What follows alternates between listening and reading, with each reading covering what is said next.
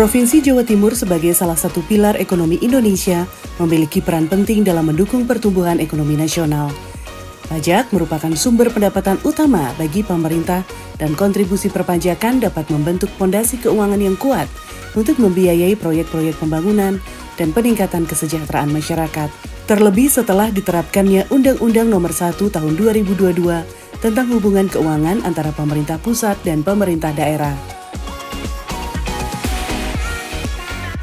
Jadi memang kita pahami bahwa kita ini akan menghadapi undang-undang atau berlakunya Undang-Undang Nomor 1 Tahun 2022 tentang hubungan keuangan daerah dan pusat, yang kemudian itu mengakibatkan tereduksinya pendapatan asli daerah Provinsi Jawa Timur kira-kira hampir sekitar 3 triliun.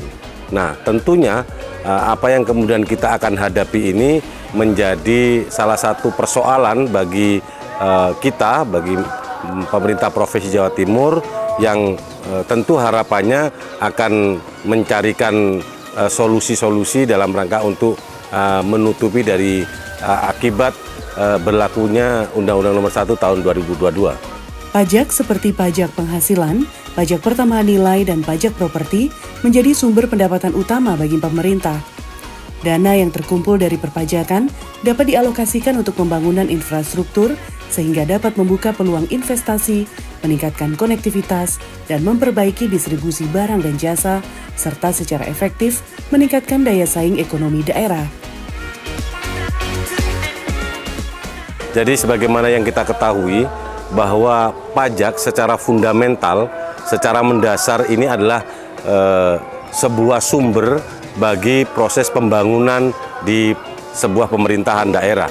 Khususnya di Jawa Timur, tentu peran pajak ini sangat signifikan ya, sangat besar dalam rangka untuk menyelesaikan persoalan-persoalan pembangunan yang ada di seluruh Jawa Timur. Maka oleh karenanya tentu kita berharap bagi seluruh masyarakat Jawa Timur yang menjadi wajib pajak untuk kemudian selalu taat dan sadar untuk membayar pajak kepada pemerintah Provinsi Jawa Timur, dalam hal ini melalui Badan Pendapatan Daerah Provinsi Jawa Timur. Seperti halnya di wilayah lainnya di Indonesia, optimalisasi penerimaan pajak di Jawa Timur telah mengalami beberapa perubahan untuk meningkatkan kemudahan dan efisiensi proses.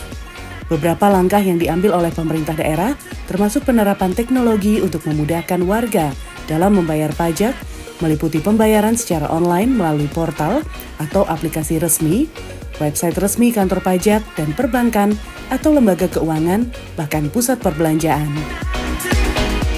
Sebenarnya secara kesadaran masyarakat kita sudah cukup tinggi, sehingga hal yang perlu untuk kemudian mendapatkan fasilitas adalah kemudahan di dalam membayar pajak itu sendiri. Dan Bapenda dalam hal ini saya melihat sudah banyak hal strategis yang mereka lakukan untuk memberikan kesempatan kepada masyarakat kita membayar pajak dengan mudah. Di antaranya dengan online ya, atau kemudian jemput bola, atau kemudian juga dengan beberapa corner yang ada di mall dan ada di tempat-tempat khusus begitu. Kebijakan-kebijakan perpajakan juga merangsang pertumbuhan sektor-sektor ekonomi di Provinsi Jawa Timur. Insentif pajak untuk industri-industri tertentu atau pelonggaran pajak bagi usaha mikro, kecil, dan menengah atau UMKM dapat membantu menciptakan lapangan kerja dan menggerakkan roda ekonomi di tingkat lokal. Peranan perbankan juga turut menguatkan pelaku UMKM di Jawa Timur pasca pandemi, yang kini jumlahnya hampir 9,7 juta. Dua lembaga keuangan daerah yang dimiliki Jawa Timur memiliki peran utama sebagai lembaga keuangan yang memberikan kredit kepada UMKM di Jawa Timur. Kredit ini dapat digunakan untuk modal usaha, investasi, atau pengembangan bisnis. Penguatan juga diberikan melalui pelatihan dan pendampingan kepada UMKM untuk meningkatkan kapasitas mereka dalam mengelola bisnis, administrasi keuangan, dan manajemen risiko. Kalau bicara tentang ekonomi lokal, ini kita tidak bisa melepaskan terkait keberadaan UMKM. Nah, UMKM pada pasca pandemi atau sudah endemi pada saat sekarang ini, kita tahu tumbuh jumlahnya hampir 9,7 juta se-Jawa Timur pelaku UMKM. Dan itu luar biasa menopang pertumbuhan ekonomi yang ada di Jawa Timur. Nah, bagaimana kemudian peran perbankan? Tentu kita terus mendorong, apalagi Komisi C ini adalah bermitra dengan dua bank pemerintah daerah. Ada Bank Jatim, kemudian ada Bank BPR UMKM. Yang alhamdulillah segmen mereka betul-betul kita dorong untuk mensupport dari sisi permodalan bagi pelaku UMKM untuk tentunya adalah meningkatkan pertumbuhan ekonomi di Jawa Timur. Dan alhamdulillah dua bank pemerintah ini betul-betul sangat efektif mendukung adanya pertumbuhan ekonomi yang ada di Jawa Timur, khususnya pelaku UMKM. Saya kira hal yang menarik di Jawa Timur sekarang adalah adanya program Prokesra ya. Salah satu support dari Bank BPD kita, BPD Jawa Timur, kemudian juga BPR ya, yang memberikan support khusus permodalan dengan bunga yang rendah kepada masyarakat UMKM kita. Sebagaimana yang kita ketahui bahwa UMKM di Jawa Timur merupakan tulang punggung dari ekonomi Jawa Timur. Kalau seingat saya ya ada 52,8% ya PDRB Jawa Timur didukung oleh UMKM kita. Pentingnya merancang kebijakan perpajakan yang cerdas, transparan, dan inklusif menjadi semakin signifikan dalam menghadapi dinamika ekonomi dan sosial kontemporer. Oleh karenanya, Komisi C DPRD Provinsi Jawa Timur menginisiasi Raperda nomor 35 tahun 2023 tentang pajak daerah dan retribusi daerah bersama dengan pemerintah Provinsi Jawa Timur, dalam hal ini BPKAD, Bapenda, serta Biro Hukum. Ada peraturan pemerintah nomor 35 tahun 2023 tentang pajak daerah dan retribusi daerah.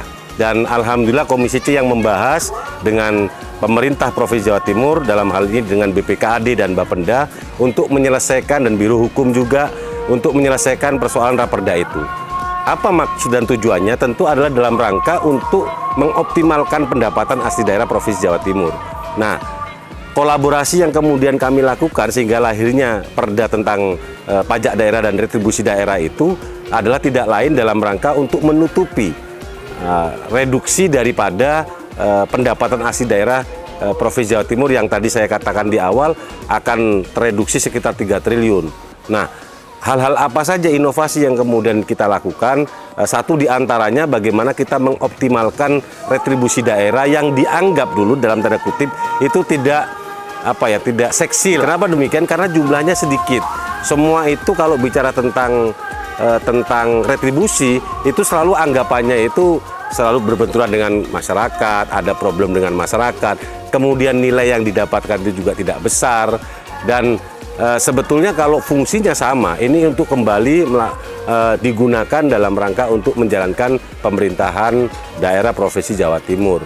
Nah, dari sisi retribusi ini yang kita mau genjot dan kita seriusi, apalagi ada payung yang kemudian sudah kita tetapkan menjadi perda. Dengan adanya sinergi yang baik antara legislatif dan eksekutif, diharapkan dapat tercipta ekosistem keuangan yang mendukung pertumbuhan dan keberlanjutan UMKM di Jawa Timur, serta ditopang oleh perpajakan yang menjadi katalisator pembangunan yang merata dan berkelanjutan bagi masyarakat Provinsi Jawa Timur. Tentu dari kesemua apa yang kemudian tadi kita sampaikan, bahwa kita tahu di tahun 2024 atau pada saat sekarang ini kita sudah memasuki tahun politik ya.